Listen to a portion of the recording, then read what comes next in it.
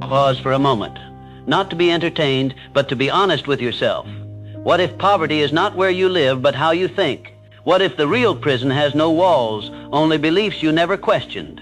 Ask yourself, why do two people grow up in the same environment, face the same economy, yet one escapes and the other stays?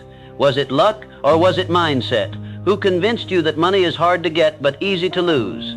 Why do you believe struggling is normal but succeeding is suspicious?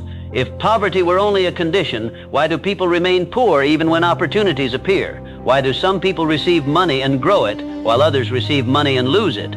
What changed, the amount of money or the way they think? When you say, I can't afford it, are you speaking facts or repeating a habit? Who taught you to ask, can I buy this, instead of, how can I create this? Why do you fear risk more than regret? If poverty is just lack of money, why do lottery winners go broke? And if wealth is just money, why do disciplined thinkers rebuild it again and again? What if poverty is not about income, but about identity? Who are you when money touches your hands, a spender or a builder? Why do you wait for motivation instead of building discipline?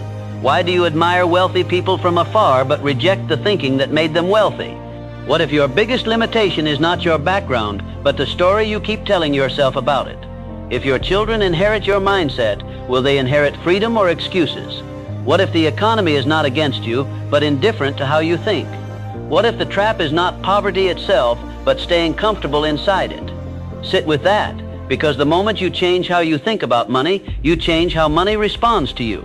Poverty ends when questions begin, and wealth begins the moment you stop surviving and start understanding the game. That's why you need to read this book, How the Rich Get Richer, Why 90% Go Broke and How the Top 1% Escape the Trap. Not motivation, not hype, but mindset shifts that separate those who struggle forever from those who build wealth deliberately. Get the book, change the way you think, and watch your financial reality follow.